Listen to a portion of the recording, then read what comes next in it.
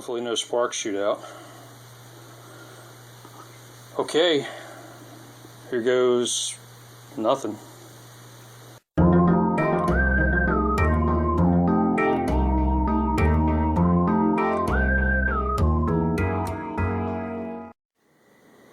Here we have an absolutely original Microsoft Xbox. It's never been touched. The original owner, which makes me about 1,000 years old. It was manufactured in November of 2001. And we're going to be doing a teardown on it to address a very common problem with the clock capacitor, which is known for leaking all over the motherboard and ruining it. So we're trying to be preemptive about that, and it's also going to receive a complete recap.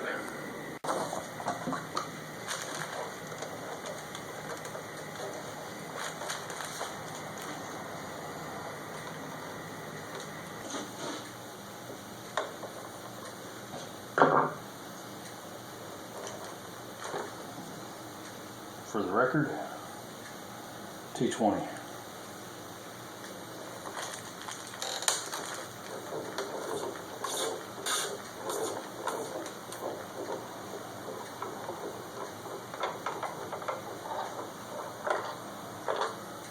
I'm going to try and avoid removing the pads entirely. Just going to peel up the corners.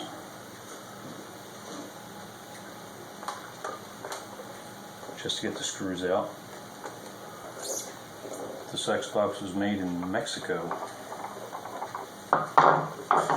It's been reliable as a rock for 19 years, so can't really say anything bad about a piece of consumer electronics that lasted that long, right?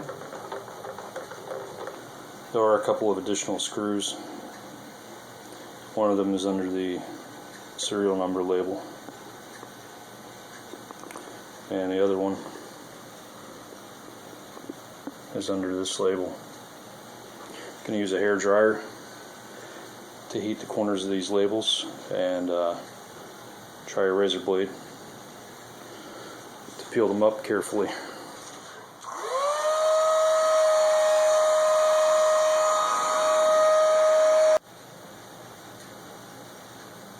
Helps if you have a blade with a really good edge on it, which this isn't. Don't do this on a Friday night when you got a hot date in another 20 minutes.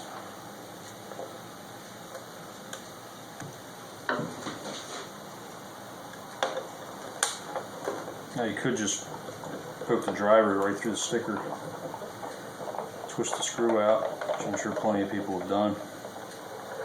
That's the easy way out.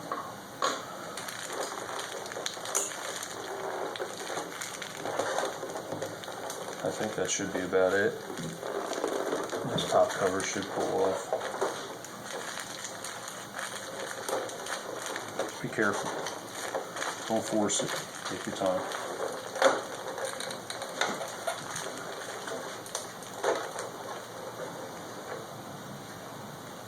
There it is.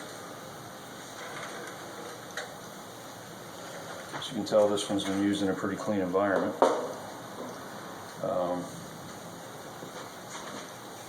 For 19 years old, there really isn't a massive amount of dust.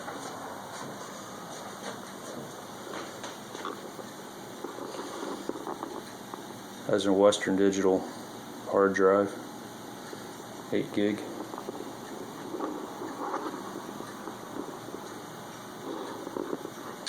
That's the DVD drive there.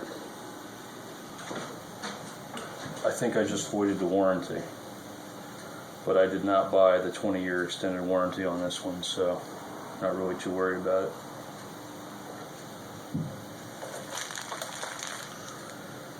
Got this big fat ribbon cable. I'm going to be pretty careful with that.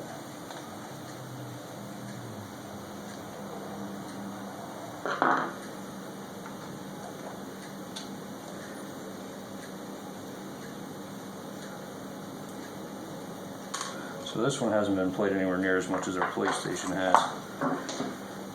partly because PlayStation offers a Blu-ray player in addition to the gaming capabilities.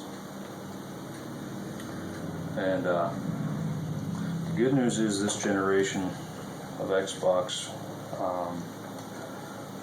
doesn't seem to suffer from the red ring of death or the yellow light of death that the Microsoft and Sony consoles from a newer generation do. Actually dealing with a yellow light of death as we speak on a PS3 Fat, and we'll probably be doing another video that documents that. That's getting a power supply rebuild and some new NEC token caps, and I don't know, whatever else you feel like doing to it. Try and bring it back from the dead. We'll see. Should be fun. That's a joke. It will not be fun. Probably not even a little bit. And 20 years is actually a pretty good lifespan for an electrolytic capacitor. So our goal is going to be to write down all the values of these caps, order them up online, and then replace them. And we'll do a video of that as well. As Arnold used to say, I'll be back. Is this thing on? I guess it is. Alright guys and gals, so we're back here with our original, the OG Xbox. We already started disassembling it a little earlier. And the rest of our parts finally showed up. And man, there's a lot of them.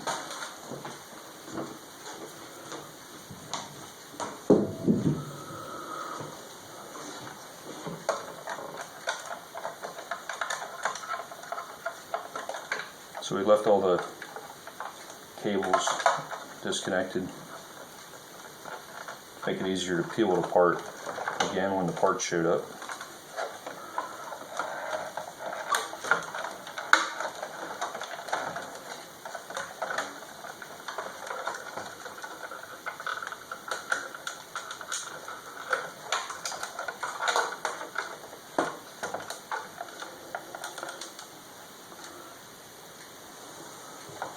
So compared to a PS3, this thing comes apart not only super easy, but it's logically designed and built, and just a lot more service friendly, no doubt about that. Okay, so the original reason for peeling this thing apart is this known trouble spot right here, referred to as the clock capacitor. It's a 1 farad, not microfarad, farad. It's a 1,000,000 microfarad capacitor, rated at 2.5 volts, and the factory ones, according to a lot of other sources, are known for leaking, and they leak the electrolyte all over the board, and it'll wreck a lot of other components in the area, and you'll end up with an Xbox that's either useless or needs a lot of repair. Alright, so that right there is the replacement clock caps. There they are. Now going in here and just doing the clock caps and nothing else on a 19-year-old console with all these electrolytics in here, it would have been like draining 1 quart of oil out of your car and leaving the rest of it in, and just putting 1 quart of fresh oil back in again. That just doesn't make any sense. So all these electrolytics here. This Xbox has very low hours in consideration of its age, but even so, electrolytics go bad whether you use them or not. Just sitting around, they have a shelf life. And all these other components that this thing's built from, LSIs, which are large-scale chips, diodes, resistors, stuff like that, they'll generally last forever for the lifespan of the device, but the exception is all these electrolytic capacitors. So they've got to go. That's why we bought so many parts. So that's what we're going to get started on.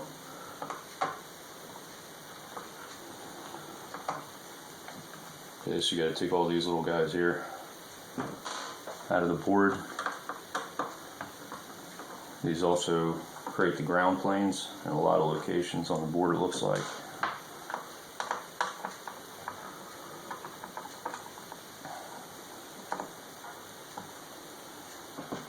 So what we need to do is get this whole motherboard separated from the chassis.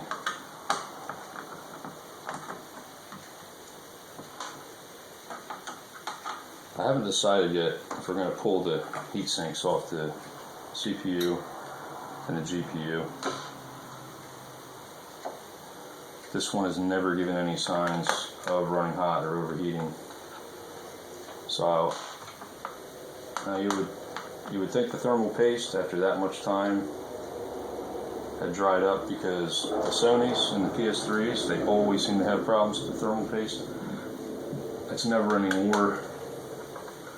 And people doing delidding on the chips and everything else that goes with it to try and keep those things alive. The PS3s have just been a kind of a disaster. It turns out over time the early ones are all problematic, but these original Xboxes are pretty much built like the proverbial tank. Now if I were working on this in the wintertime, I would definitely be wearing an anti-static wrist strap. You ask, well, why does that matter? There's a lot of pretty sensitive components here on this board, and if you had a static discharge, which you might not even feel, you could blow out a lot of these circuits without even knowing it. Yes, it does happen, people. Hopefully not to you.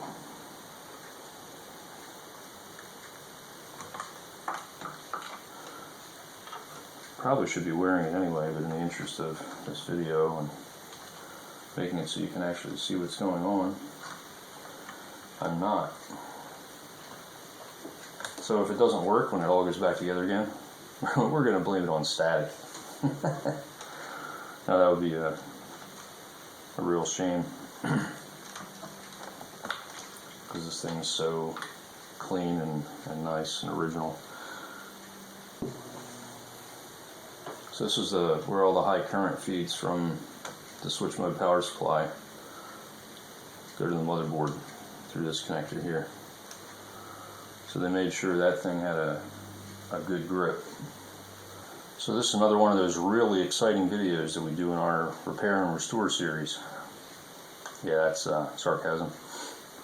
I realize compared to jumping cars, doing wheelies, burnouts, and drag racing, this is about as thrilling as going to the dentist. But hey, it's a tough job, and somebody's got to do it. So we ended up using a T10. Just take these screws right out. No problemo.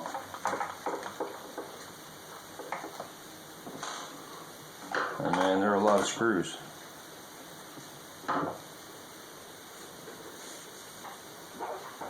Not as many as a PS3, which has approximately 5,000.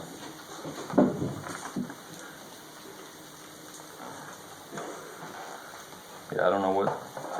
I'm not picking on Sony, but I do not know what they were thinking. I guess they did the best they could with the technology of 2006. The PS3 was really a highly advanced device for the time period that it came out, with that 8-core cell processor, and Blu-ray was a brand new technology in 06. That thing pretty much did it all. and they lost a ton of money. Rumor had it that it cost Sony between $800 and $900 to actually build those early 60 gig PS3 FATs.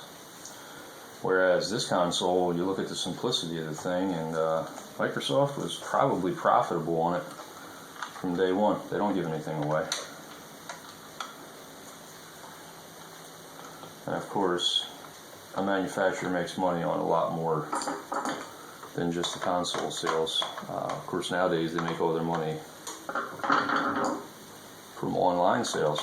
It's, you know, if you're a member of the PlayStation Network or Xbox Live, that's where they're making their killing. Okay, we've almost got the board loose here, just kind of working slowly. So I think I took out, I don't know, 10 or 12 screws. The fan connector is still plugged in. Now it's not. And these plugs are, fortunately, they're keyed, so they can only go one way. You can't really screw that up putting it back.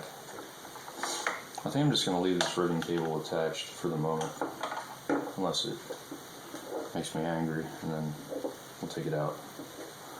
Okay, so there's the bottom. You can see this is a double-sided board. LSIs everywhere. That's a large-scale integrated circuit. So back in the day, what's on that chip would have been like 100 or even more individual components. So there is a little bit more going on to this thing than it looks like initially, because it's fully populated on both sides, but we don't have any electrolytics to deal with on the bottom here. I'm just doing the top. So we're going to get the console itself out of the way.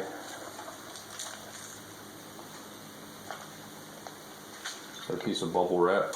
So this is getting what would be referred to in the service industry as a full recap. I didn't take a parts count, but there's a lot. And as we talked about in previous videos, it's very, I can't stress this one enough, very important to get the polarity right on these caps. So you see that little stripe right there? It has a minus sign if you look at it closely, and that shows you which way they go. So we've got our supercapacitor mounted, soldered in. These big brown ones here are Nichicon 1500 microfarad 16 volt.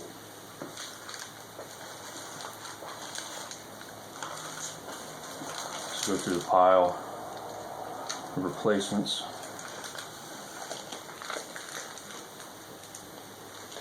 .1500 microfarad, 16 volt. A little bit smaller physically, no worries. But these are the Panasonic FRs, which, in case it didn't make it into the video before the phone shut off, these are rated between 5,000 and 10,000 hours at full temp, so they're going to outlast the device. So our negatives are all facing that direction on these caps, so we're just going to try and hit these things with some heat, and hopefully they pop right out. Put a little fresh on there, fresh solder. Just get a hand under it. Pressure.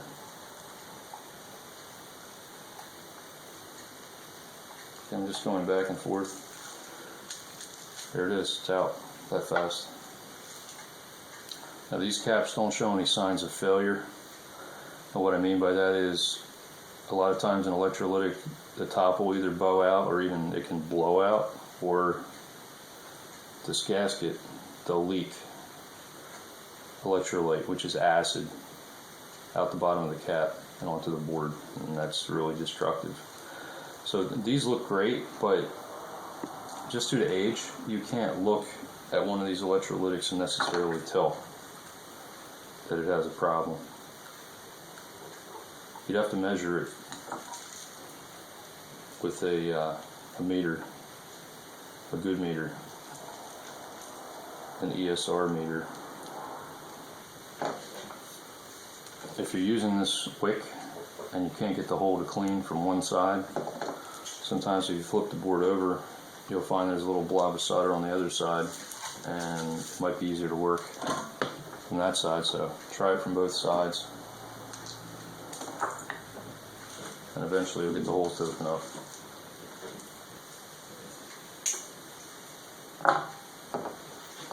So this board's a combination of what they call a through hole, which is exactly what it sounds like. The legs of your cap go through the holes. And the rest of it is SMD, surface mounted devices. Nowadays, just about everything is SMD. You won't really come across too much through hole.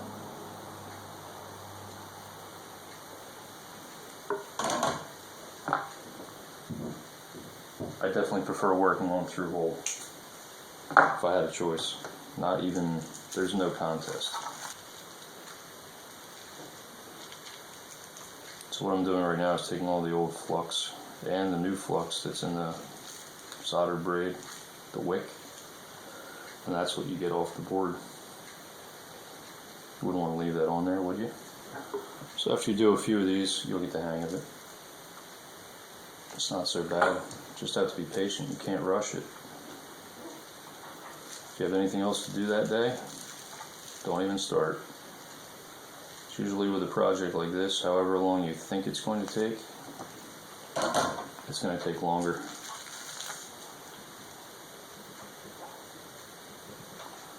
Ask me how I know.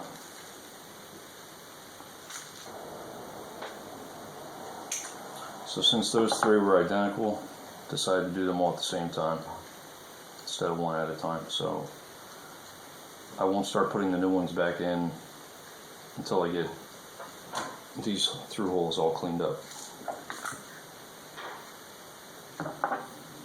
If you use a good quality of solder, like a 60-40 or some quality solder, you'll be thankful that you did. It makes a difference. It'll make your life easier.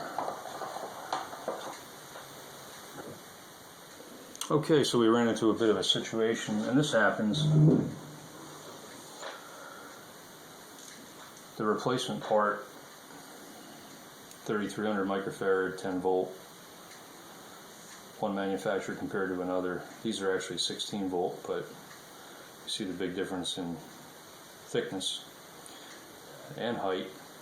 But the problem is, on the board, they sit very close together. So these are actually too wide to sit side by side, okay? So sometimes you have to get a little inventive when you're doing these. And I created offset legs with needle nose, carefully of course. You don't want to bend it right where it comes out of the body of the cap. So I supported it and bent it carefully. And it looks like it's going to work. Now you still don't have to sit completely flush to the board, that's fine. So I did a test fit before you start soldering, of course.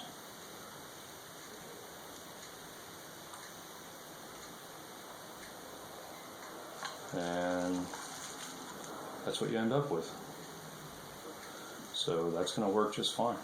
We've also started taking out these little 22 microfarad guys. Here's the replacements. These are 50 volt. The originals are 25. Again, as long as you uprate the voltage, not a problem. So we'll keep plugging away. Should only be another 7 or 8 hours.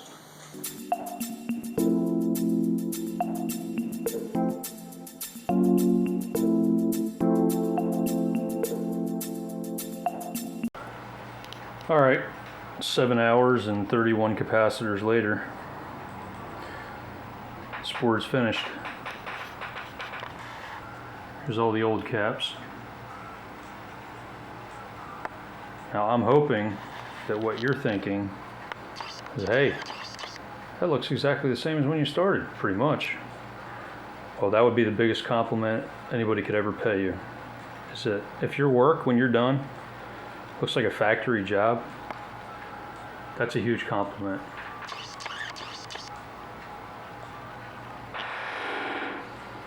Creaky chair.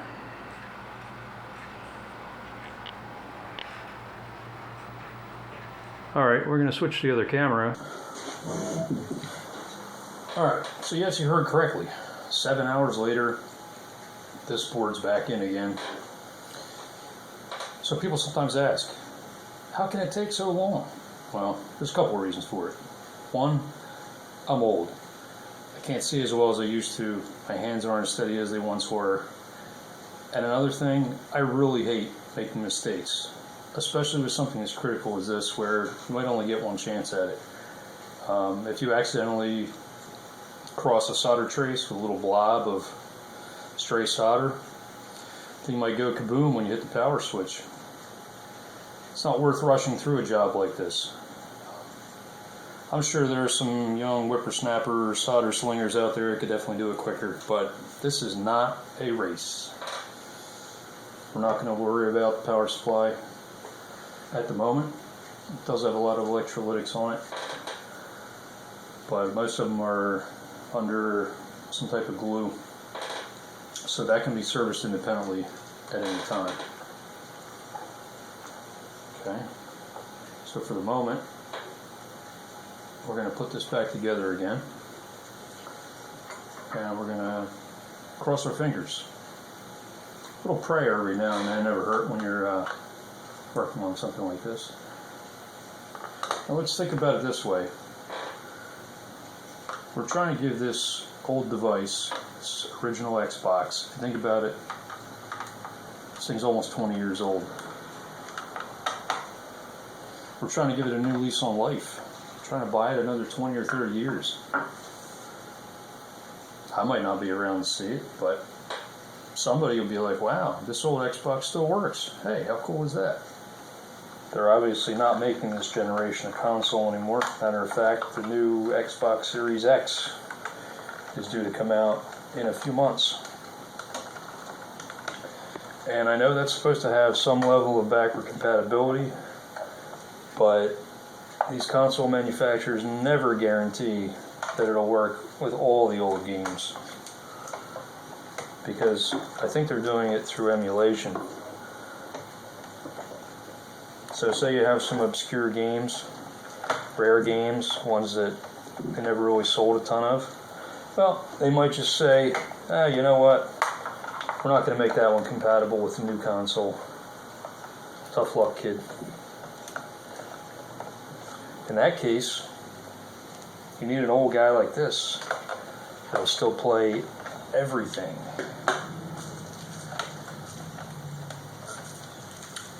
And that's a beautiful thing.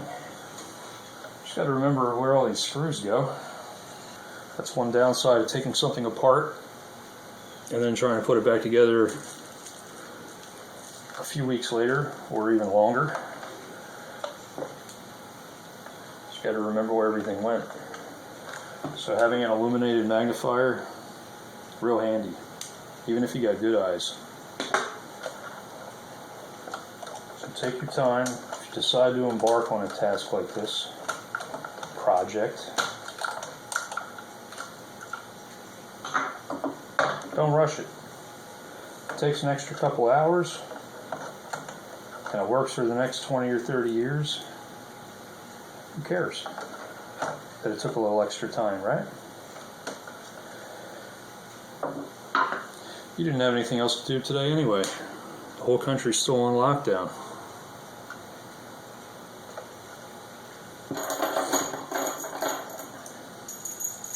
Hey, remember these from earlier in the video?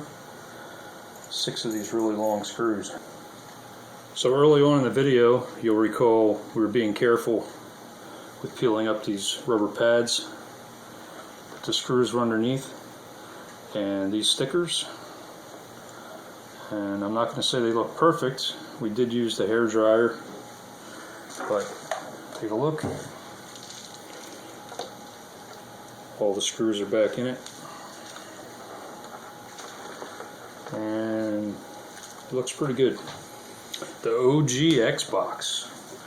practically indestructible.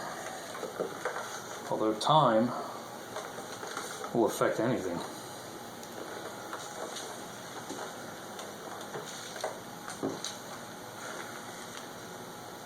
And time is the reason why all these caps had to go.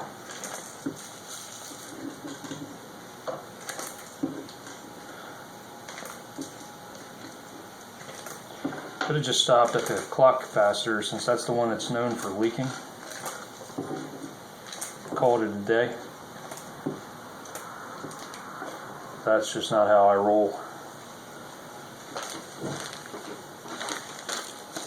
Figured we were already inside of it. Why not?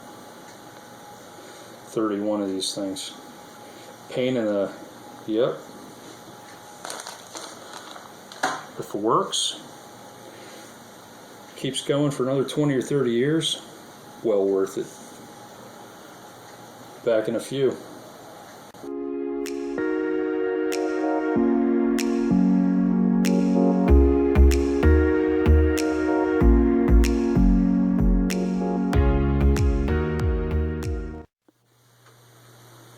Alright, boys and girls, this is it. The moment of truth, where the rubber hits the road.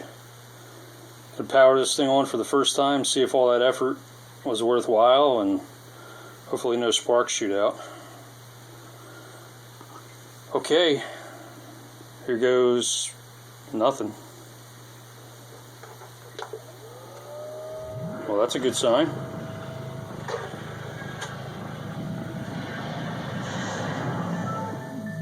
All right, looking good so far. Obviously the clock needs to be reset.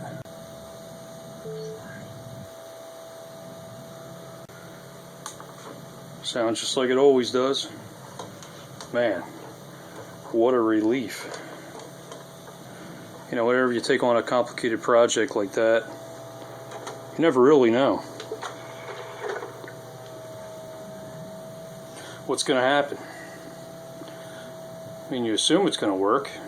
With all new parts. Even new parts can be bad. It happens. Trying the DVD drive.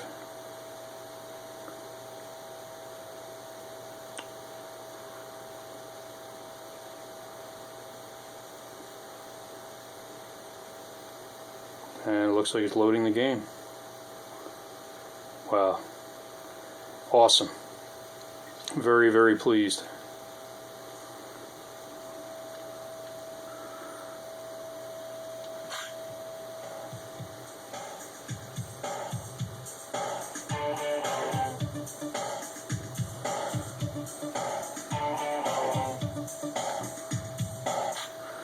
So which video would get more views on YouTube? The video that it works afterward? Or the video where it catches fire as soon as I hit the power button? I think I can answer my own question there.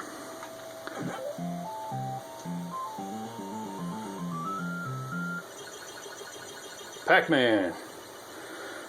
Alright, folks.